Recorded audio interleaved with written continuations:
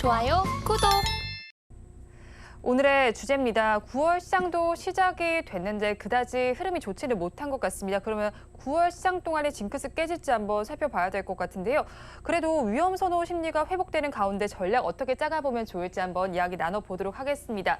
상반기까지는 우리 증시가 그래도 랠리를 펼쳤다라고 봐야 될 텐데 8월 들어서는 갈팡질팡하다가 이 흐름이 좀 9월까지도 이어지고 있는 것 같아요.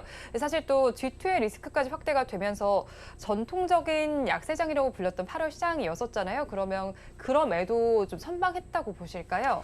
자, 이제 뉴욕 장이 어떻게 끝났냐가 중요하니까요. 네. 지금 이제 그래서 8월 말에 뉴욕 증시는 7월 이후에 가장 좋은 수익률을 나타내고요. 끝나는데 어떻게 끝났느냐가 중요하거든요. 네. 매도로 끝났어요. 그러면 무슨 얘기냐면 9월로 바뀌면서는 매수를 하겠다는 얘기거든요. 그다음에 이제 9월 달이라는 것은 뭐 전문가들 특히 이제 애널리스트들이 뭐 다 몰디브 가서 모히또 한 잔씩 하고 들어온 네. 시간이거든요. 그렇다면 굉장히 크게 자기네 포트폴리오에 어떤 영향을 줄 수 있는 그런 스케줄을 지금 구축하는 시간이고요. 지금 뭐 사실 나와 있는 뭐 매크로적인 그런 숫자들이 굉장히 좋아요. 네. 그래서 예를 들어서 지금 실업률이 3.5에서 3.8로 갔거든요. 네, 그렇죠. 고용지표가 네. 나왔었잖아요. 네. 예, 실업률이 3.5에서 3.8로 가면 아유 실업률이 높아져서 이게 큰일이야. 절대 아닙니다. 환영을 하고 있어요. 지금 미국 장이 좀 이상한 게 bad is good으로 갔어요. 악재가 호재로 가는 부분들인데 저 내용을 보시면은 3.8로 가는데 왜 3.8이 갔냐면 구직자가 많아진 거예요. 그럼 구직자가 많아지면 임금 상승을 할 필요가 없어지잖아요. 네. 그래서 지금 여기에 대한 지금 반응들이 사실 지금 오늘 미국은 레이버데이 노동절이기 때문에 쉬는데요. 굉장히 좋은 숫자로 지금 나오고 있고요. 보시다시피 평균 임금이 오르면 인플레이션을 못 잡거든요. 근데 0.2로 잡아놓고 특히 경제활동 참여율이 그러니까 경기가 좋다는 거고 뭐 일자리 증가 등등이 나와서 지금 사실 뭐 이런 것들 매크로 좋고요. 그다음에 이제 3대 지수 모두가 지금 50일 평균 이동성 지금 뭐 상회하고 있는데 이게 뭐냐면은 우리가 얘기하는 기술적 증시 강세의 청신호가 나왔다. 이렇게 보고 있는 겁니다. 이렇게 이제 월말에는 지금 끝나고 있습니다만은 그래도 지금 8월 말이 굉장히 지금 좋아졌기 때문에 또 여기다가 지금 계속적으로 사실 지금 뭐 뱅크 오브 아메리카 같은 경우는 경기 침체에 대한 보고서를 완전히 폐기한다 그랬거든요. 네. 그러면 이건 완전 침체가 아니라는 부분들 따라서 증시는 지금 경제 연착륙이라는 시나리오를 바탕으로 해서 지금 강세를 갈 수 있는 추진력을 굉장히 많이 지금 장착하고 있는 부분들이 옵니다. 그렇기 때문에 지금 8월에 잘 끝나는 부분들인데 9월 달은 언제든지 수익률이 제일 나쁜 달인데 사실 또 지금까지 좀 보시면요. 그 해에 이런 3대 지수가 10%에서 20% 정도 상승하면요. 9월에 투자 수익이 플러스로 갈 확률이 65%예요. 그렇기 때문에 지금 뭐 별의 순간까지도 우리가 기대할 수 있는 부분들도 지금 나옵니다. 그럼 무슨 얘기냐면 뭐 별의 순간이라는 게 사실 뭐 우리 증시에서는 최고가 찍는 거 아니에요? 지금 월가 전망으로는 연말까지는 기록적인 지수 상승을 예고한다. 이렇게 나왔기 때문에 9월 달 이제 처음부터 지금 강하게 지금 나와줄 수 있는 부분들이 있고 미국장이 이제 내일 다시 이제 열리면은 우리가 생각한 것보다 조금 더 지금 활발하게 움직이네 이런 느낌을 받으실 수 있는 부분들이 있습니다. 뭐 특히 이제 한국 증시는 보시면 아주 뭐 이 단독 드립을 하는 지금 뭐 주도 업종은 지금 막 계속 돌고 있었잖아요. 거기다가 중국의 부동산이 이제 뭐 여파가 안 되는데 중국 부동산은요. 네. 제가 보기에 이거 변수가 안 될 것 같아요. 부동산이 이게 변수가 되려면은 네. 3년 전에 헝다가 파산될 때 그때 나왔어야 되는 건데 지금 나오고 있고요. 지금 이제 의문점은 그겁니다. 중국이 충분히 할 수 있는데 왜 안 하는지. 근데 보시면 알겠지만 상해 그다음에 북경의 부동산 관련 주식들은 아무런 변화가 없어요. 네. 홍콩에서는 주식이 떨어졌어요. 그렇다면 중국 내에서는 부동산에 대해서 크게 자기네들이 관리할 수 있다는 그런 어떤 자신감 이런 것들이 팽배해 있는 것 같고요. 따라서 우리가 지금 한국 증시가 7월 달에 역대급 쏠림이 있었기 때문에 G2에 너무 우리가 이제 악재를 갖고 오다 보니까 이랬는데 부동산 시장 크게 영향 없을 것 같은 지금 추세로 지금 가고 있고요. 물론 중국의 주택 상승률하고요, 우리나라 이 지수의 상승률하고 뭐 99% 정도 이 등락이 비슷합니다. 뭐 그런 영향들은 분명히 있겠습니다만은 지금 부동산, 중국의 부동산들은요, 일선 도시는 아무런 영향 없습니다. 그러니까 뭐 상해, 북경 이런 일선 도시들은요, 가격이 오르고 있어요. 지금 현재 문제가 된 건 2선 도시의 4개인데 그런 부분들까지 다 참으면 조금 우리가 중국 부동산에 대해서는 좀 과도하게 지금 가고 있고요. 어쨌든 간에 뭐 우리가 8월 달에 보면 지수 상승에 베팅을 하는 ETF들이 많았는데 마이너스가 나왔죠. 네. 그렇다면 지금 어떻게 되냐면 테마주가 굉장히 빠르게 돌고 있잖아요. 건전한 그런 상승의 모드는 아직까지 우리가 안 온 걸로 지금 보여집니다만은 그래도 지금 뭐 9월 달에 말씀드린 대로 이런 수익률이 낮음에도 불구하고 월가에서는 연말까지 기록적인 지수 상승에 대한 지금 얘기들이 나오는 걸로 봐서 우리가 동조되는 부분들, 미국 주식과 동조되는 부분들 이런 것들을 지금 기대감이 조금씩 커지고 있는 상황이라고 보여집니다.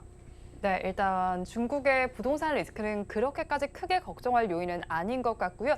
미국 장에서는 오히려 강세장을 위한 추진력을 좀 탑재를 한 것 같으니까 이 점을 한번 눈여겨보시면 좋겠습니다. 그런데 또 9월장을 살펴보면요. 통상적으로 FOMC 이후로는 조금 약한 모습을 보이기도 했던 것 같아요. 그렇다면 이런 부분들이 또 되풀이될지 징크스를 어떻게 해소해 나갈 수 있을까요? 일단은 지금 악재가 호재가 되는 지금 상황으로 지금 변했다는 것은 사실 FOMC 그다음에 잭슨홀 미팅 뭐 이런 데서 사실 강력하게 메시지는 안 나온 거거든요. 그렇기 때문에 시장이 조금 이것을 자의적으로 해석하는 부분들이 있는데 일단 장착이 돼 있다고 봅니다. 그러니까 상승세가 지금 장착이 돼 있고 그러면 장착이 돼 있을 때는 항상 주도 업종이 나와야 되는데 그거에 대해 시장이 아직까지도 확신을 못 가진 부분들이 있어서 이 부분들이 조금 더 활발하게 움직일 때는 뭐 저도 뭐 월가 전망에 따른 그런 연말까지 기록적인 지수 상승 예고 별의 순간이 올 수도 있는 그런 상황이라고 보여집니다. 네, 점차 별의 순간이 올 수 있다라고 말씀해 주면서 월가의 전망과 좀 결을 같이 하시는 것 같습니다. 그렇다면 사실 또 8월 시장은 우리 시장 돌아봤을 때 주도주 없이 뭐 테마주들이 각축전을 벌인 상황이었었잖아요. 그렇죠. 그런데 다시 또 미국 시장에서는 위험 선호 심리가 좀 나타나는 만큼 우리 시장도 9월장 어떻게 흘러갈 거라고 보실까요? 우리 장은 일단 뭐 투자자 예탁금이 여전히 50조 이상이 지금 딱 대기를 하고 있어요. 뭐 좋다 그러면 좀 들어갈 부분들이 있고요. 그러나 이제 주도 업종이 지금 없고 계속적으로 환매 시장이라는데 환매 시장도 이거 고난도 중에 고난도예요. 어디서 뭐가 튀어나올지 지금 모르는 상황이거든요. 그러는 과정에서 지금 주요 증권사의 밴드를 보시면 2,400에서 2,700 정도 지금 750까지 가는 부분들이 있는데요. 뭐 저는 뭐 2,700에 가깝게 증권 9월 달에 지금 가는 부분들이 나옵니다. 그러면 9월은 이제 뭐냐면 사실 4분기에 대한 탐색전이 분명히 나오고요. 여기서 방향을 정해질 거라고 보여집니다. 일단은 지금 연준의 추가 뭐 긴축에 대한 우려는 지금 굉장히 뭐 우리 완화돼 있고요. 그다음에 경기가 양호한 상장 뭐 이 상승 지속 여부는 계속 좋은 얘기들이 지금 나오고 있는데요. 어쨌거나 지금 뭐 발목을 잡고 있는 건 중국의 경제 회복의 그런 어떤 부진인데, 야 중국도 지금 돈 쓸 준비가 돼 있어요. 네. 왜냐하면 9월 말부터 뭐라냐면 항저우에서 있죠. 네. 아시안 게임이 있는데 이거를 계기로 해서 지금 딱 응축해 놓은 부분들이 있거든요. 그랬다면 지금 저는 뭐 감히 조금 말씀을 드렸지만 이런 상황에서 항상 빛을 발했던 건 반도체, 인터넷, 헬스케어 이 부분들이 지금 치고 나올 준비가 지금 돼 있지 않느냐 이렇게 보여집니다. 네, 이렇게 앞으로 조금 더 치고 나갈 업종도 있을 거고 중국에서도 항저우 아시안게임이 예정이 되어 있는 만큼 치고 나갈 업종들이 있을 것이다라고 전망을 전해주셨습니다. 한편 또 이제 유가 얘기를 좀 해봐야 될 것 같아요. 상승세가 제한됐었는데 지금은 또 다른 모습입니다. 산유국의 감산 연장 가능성도 있고 공급 부족 우려의 급등세를 좀 보이기도 했었거든요. 이렇게 세 가지 지금 유가가 나와 있는데 게다가 또 이제 중국에서 4분기 제조업의 반등 가능성도 제기가 되고 있습니다. 그러면 유가가 지속적으로 상승하게 된다면 물가를 다시 자극하게 그렇죠. 되진 않을지 좀 궁금하거든요. 네. 어떻게 보시나요? 유가 대표님? 올라가면 네. 잡죠. 지금 굉장히 지금 불안하죠. 특히 이제 미국 같은 데는 대선의 계절이 왔기 때문에 미국은요 유가 뭐 이거를 컨트롤 못하면 대선에서 지거든요. 그렇기 때문에 이제 충분히 이제 부닥치는 문제이 생기는데 자 지금 굉장히 글로벌 이 유가 시장에서의 지금 변화가 뭐냐면 우리 브릭스 정상회담을 했는데 거기에 회원국들이 늘었잖아요. 네. 근데 누가 들어갔냐면 사우디가 들어갔단 말이죠. 따라서 이 지금 변동성이 지금 굉장히 커질 수 있는 개연성이 있고요. 그다음에 이제 뭐 유가는 지금 중국의 경제 회복 속도하고 굉장히 연계되어 있는 부분들인데 거기가 어떤 부양책이 나올지 지금 기대되는 면에서 지금 가고 있습니다만은 그러나 글로벌은 아까도 말씀드렸지만 미국과 중국이 이렇게 맞붙다면 미국은 자국 내에 뭐 원유 재고분들을 활용을 하더라도 유가 하락을 유도할 수밖에 없거든요.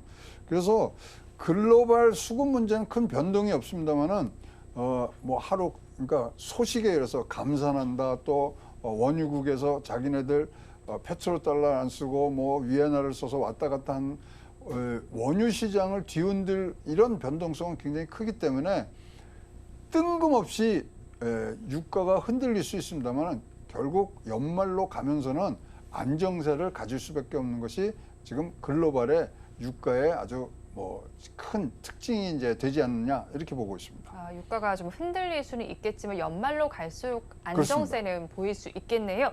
그렇다면 이제 9월 시장이 이제 시작됐다고 봐야 할 텐데 사실 오늘 장만 봐도 너무 정신이 없거든요. 또 8월 장 역시도 그렇지 않았습니까? 그런 만큼 9월 시장 투자 전략은 어떻게 짜가보면 좋을까요? 일단은 우리나라는 이제 상승하려면 기업 이익하고 이제 무역 이런 것들이 수지가 이제 좋아져야 되는데요. 지금 사실 이렇다면은 뭐를 가야 되면 퍼가 낮은 데를 찾아가셔야 돼요. 그러니까 저평가된 데를 찾아가셔야 되고요. 실적이 개선되는 게 무조건 따라 붙어야 됩니다. 그렇다면 거기에 지금 해당되는 종목군은 반도체, 은행, 그다음에 자동차, 보험, 기계 조선들, 그러니까 전통적인 이제 대형주들이 갈 수 있는데요. 지금 이제 여기에 변수는 딱 하나죠.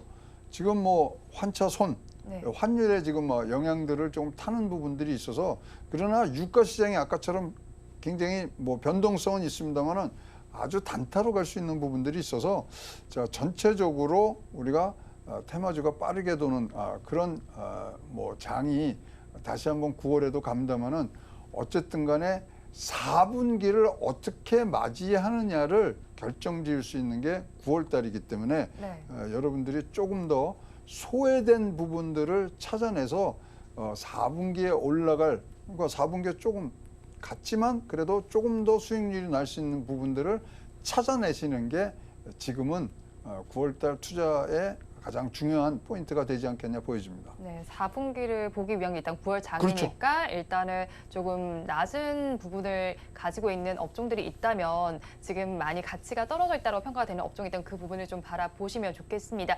그렇다면 이제 환율 이야기를 좀 해주셨잖아요, 대표님. 그 환차손 얘기를 아까 해주셨는데 사실 오늘도 환율을 살펴보면 상승세로 출발했다가 하락으로 지금 전환된 상태이기도 해요. 뭐 환율은 워낙 또 변동성이 큰 상품이다 보니까 조금 예측하기 어렵긴 하지만 9월 한 달 동안 좀 어떻게 흘러갈 거라고 방향성을 보실까요? 그러니까 1월에서 5월까지 사실 우리가 순매수가 13조가 들어왔고요. 6월에서 8월까지 4조 정도가 매도가 됐거든요. 그 부분들은 계속 갈 수밖에 없는 상황인데 어쨌든 간에 지금 위엔화가 약세가 되고 거기에 덩달아서 지금 국내 원화도 지금 약세가 되고 있기 때문에 환율에 지금 우리가 조금 치고 올라가는 부분들은 지금 우리가 상수로 보시고 가셔야 되고요. 지금 어쨌든 간에 이런 환차 손이 나는 외국인 투자들이 더 많이 들어와야 되네, 덜 들어온다 생각을 하시는 부분들로 가시고요. 이것이 큰 변수가 되는 부분들은 과거와는 좀 다른 그런 진정세는 가져갈 수 있다고 보여집니다.